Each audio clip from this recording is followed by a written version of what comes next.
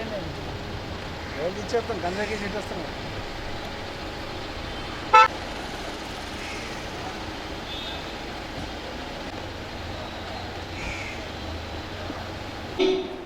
Bahujan Samaj party दो party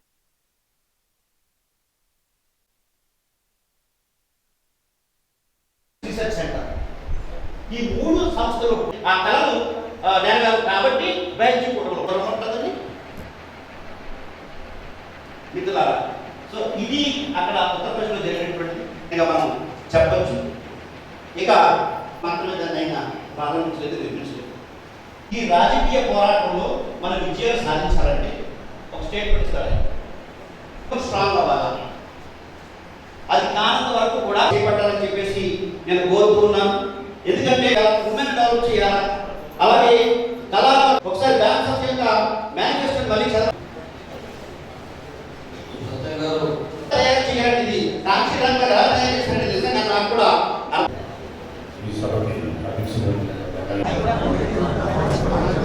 అందరికీ నమస్కారం. జై భీమ్, జై జ్యోతిబా పూలే.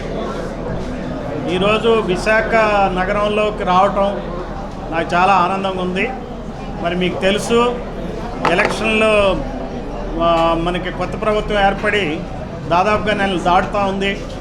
ఈ సందర్భంగా నేను ఇక్కడే కమిషనర్గా చేశాను ఇదే నగరానికి. ఈ నగరానికి కమిషనర్గా చేసినాక నాకు ఎప్పుడొచ్చినా సరే, నేను ఈ నగర కమిషనర్గా చేసినప్పుడు వేరే ప్రాంతాల్లో ఎక్కడా లేనంతగా నేను ఎప్పుడూ కూడా పనిచేయటంతో చాలా సంతోషంగా సేవలు అందించాను. ఇక్కడ ప్రజలు కూడా శాంతి కాముకులు, చాలా మంచివాళ్ళు. ఈ వేరే ప్రాంతాల్లో పనిచేశాను అనుకోండి, అక్కడ ఎలా పనిచేశానంటే గట్టిగా పనిచేశానని చెప్తా, ఇంకో చోట అయితే జాగ్రత్తగా పనిచేశానని చెప్తా. విశాఖ నగరంలో కానీ శ్రీకాకుళంలో కానీ ఆనందంగా పనిచేశానని చెప్తాను నేను. ఎందుకంటే ఇక్కడ ప్రజలు అంత మంచివాళ్ళు. ఇదే మంచితనం రాష్ట్ర స్థాయిలో అందరూ వాడుకుంటున్నారు ఉత్తరాంధ్ర ప్రాంత ప్రజల్ని. అది ఉత్తరాంధ్ర ప్రాంత ప్రజలకి అవి సరిగ్గా తెలిసినప్పటికి కూడా ఏం చేయలేని పరిస్థితిలో ఉన్నారు. ఎందుకంటే ఉత్తరాంధ్ర ప్రాంతం అంతా కూడా అప్పుడు వాళ్ళ రాజకీయ నాయకులు వలస రాజకీయ నాయకుల చేతిలోకి వచ్చేసింది. అంటే ఇక్కడ అంతా కూడా మీరు చూడండి, అర్ధరాత్రే ఒక క్యాండిడేట్ని ఎంపీ క్యాండిడేట్గా డిక్లేర్ చేస్తారు. అనకాపల్లికి సీఎం రమేష్ అనే ఆయన వస్తాడు. నేను ఒకటే అడుగుతున్నా, ఇక్కడ ఉత్తరాంధ్ర ప్రాంతం నుంచి ఉన్నటువంటి వెలమ కానీ, కొప్పుల వెలమ కానీ, లేకపోతే కళింగ కానీ, లేకపోతే తూర్పు కాపు వర్గానికి చెందిన వాళ్ళని ఎవరినైనా సరే కడపలో ఎంపీ అభ్యర్థిగా పోటీ చేసేటువంటి పరిస్థితి ఈ రాష్ట్రంలో ఉందా నాకు చెప్పండి. అంటే ఏంటి అర్థం? ఈ ఉత్తరాంధ్ర అంతా కూడా పరాయి పాలనలో ఉండాలంటే సెటిలర్స్ ప్రాంతం అయిపోయింది. తెలంగాణలో ఎట్లయితే సెటిలర్స్ మీద ఉద్యమం వచ్చిందో, ఈ ఉత్తరాంధ్రలో కూడా ఈ వలస రాజకీయ నాయకుల మీద కనుక మీరు ఉద్యమం చేపట్టకపోతే ఎప్పుడు కూడా మనం మంచివాళ్ళం, ఉత్తరాంధ్ర ప్రజలు మంచివాళ్ళు, శాంతి కాముకులు, ఏం పర్వాలేదు, ఇక్కడ ఎమ్మెల్యేలు కావచ్చు, ఎంపీలు కావచ్చు, ఇక్కడ వాళ్ళు కాకపోయినా సరే వీళ్ళు గౌరవిస్తారు అనే దృష్టితో ఈ ప్రజలు మనం ఉండటం అనేది మంచిది కాదు. బహుజన్ సమాజ్ పార్టీ తరపున మేము చేసేది ఏంటంటే, ఈ వలస రాజకీయ నాయకుల యొక్క వాళ్ళ ఇక్కడ లేకుండా చేసే విధంగా ప్రయత్నిస్తాం. ప్రజలు కాదు ఇక్కడ మాకు కావాల్సింది, రాజకీయ నాయకులు, వలస రాజకీయ నాయకులు ఉండకూడదు. ఇక్కడ మా దగ్గరే మొన్న పార్లమెంట్ అభ్యర్థిగా శివప్రసాద్ గారు కంటెస్ట్ చేశారు. ఆయన మంగళి కులానికి చెందిన ఆయన, కానీ ఆయన ఎవరి మీద పోటీ పడాల్సి వచ్చింది? ఒక ఎంవిఎస్ మూర్తి అని ఇక్కడికి లేని కులం, దానికి సంబంధించిన ఆయన మనవడు భరత్ మీద పోటీ చేయాల్సి వచ్చింది. ఆయన సామాజిక వర్గం కమ్మ సామాజిక వర్గం. అంటే ఏంటండి, ఇక్కడ ఎవరైనా సరే వైజాగ్లో మీరు ఎంపీ అభ్యర్థులను చూస్తే ఎప్పుడు కూడా ఎలక్ట్ అయిన వాళ్ళు మీరు చూసుకుంటే కనుక నేదురుమల్లి జనార్దన్ రెడ్డి ఇక్కడ ఆయన కాదు, సుబ్బరామిరెడ్డి ఇక్కడ ఆయన కాదు, పురంధరేశ్వరి ఇక్కడ ఆయన కాదు, ఇట్లా ఎవరిని చూసినా సరే ఇక్కడి ప్రాంతం వాళ్ళు ఎప్పుడు కూడా ఎంపీ అభ్యర్థులుగా ఉండరు. ఇక్కడ పేరు మోసినటువంటి బీసీ నాయకుడు ఉన్నాడు, ఆయన ప్రస్తుతానికి మన మధ్య లేరు, కానీ ఆయన పేరు అడారి తులసీరావు. ఎంత గొప్ప నాయకుడు, ఎంత పెద్ద నాయకుడు.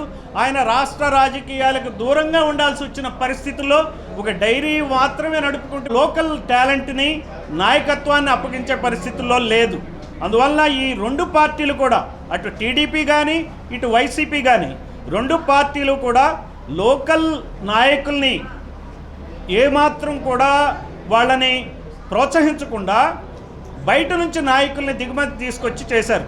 మీరు గత 5 సంవత్సరాల కాలంలో వైసీపీ పాలనలో కూడా చూడండి, విజయసాయిరెడ్డి ఉత్తరాంధ్ర సీఎంగా వ్యవహరించాడు. ఆయనతో పాటు ఇంకొక ఆయన సుబ్బారెడ్డి కూడా అంతే. ఈ మధ్య నేను ఎలక్షన్లప్పుడు మా కార్యకర్తలతో, మా నాయకులతో మాట్లాడుతూ ఉంటే డబ్బులు ఎవరు పంచుతున్నారా అంటే నేను ఎక్కడో తెక్కల్లో విన్నా. అక్కడ రాయల వెంకటరెడ్డి ఆయన డబ్బులు పంచుతాడట. ఆయన ఈ ఊరు ఆయన కాదు.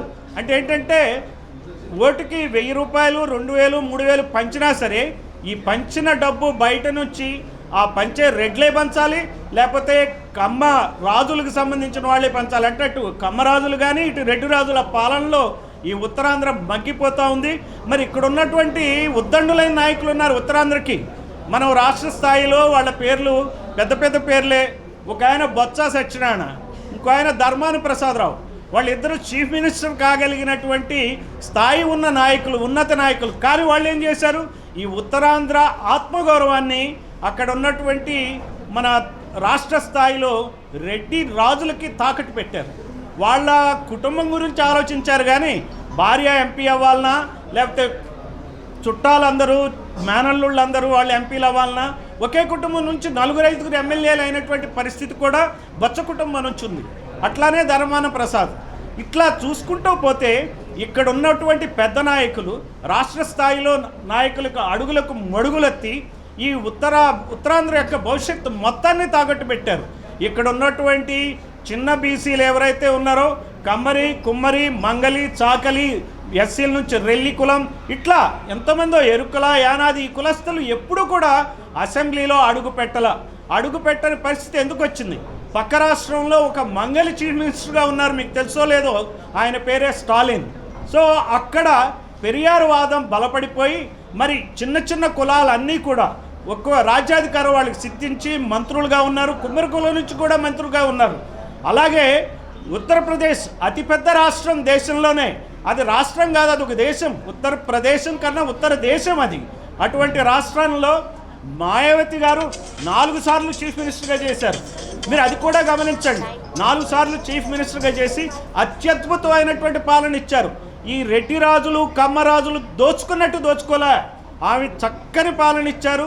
శాంతి భద్రతల్ని చాలా గొప్పగా ఆమె మేలు చేశారు. నేను ఈ మధ్య ఉత్తరప్రదేశ్ కూడా వెళ్ళాను, నేను చూశాను, నేను కొంతమందితో ఇంటరాక్ట్ అయ్యా. మళ్ళీ మాయావతి గారు చీఫ్ మినిస్టర్ అయితే బాగుంటుందని త్రిపాఠి అనే బ్రాహ్మణ వర్గానికి చెందిన వ్యక్తి అంటున్నాడు. అంటే చూడండి ఆమె పాలనని వాళ్ళు ఎలా గుర్తు తెచ్చుకుంటున్నారు. ఆమె కాలంలో, ఆమె క్యాబినెట్లో కుమ్మర్లు ఎమ్మెల్యేలు అయ్యారు, మంత్రులు అయ్యారు, మంగళ్ళు అయ్యారు, చాకళ్ళు అయ్యారు, వివిధ కులాల వాళ్ళు, ఈవెన్ సఫాయి పని చేసుకునే, శుద్ధి పని చేసేటువంటి కార్మికులు కూడా ఎమ్మెల్యేలుగా, మంత్రులుగా తీర్చిదిద్దిన ఘనత బహుజన్ సమాజ్ పార్టీది, మాయావతి గారికి. అలానే కాన్షీరామ్ గారిది. అంబేద్కర్ స్ఫూర్తితో కాన్షీరామ్ గారి నాయకత్వంలో 4 దశాబ్దాల క్రితం ఏర్పడినటువంటి పార్టీ బహుజన్ సమాజ్ పార్టీ. అందుకే ఈ పార్టీ నన్ను ఆకర్షించింది. ఈ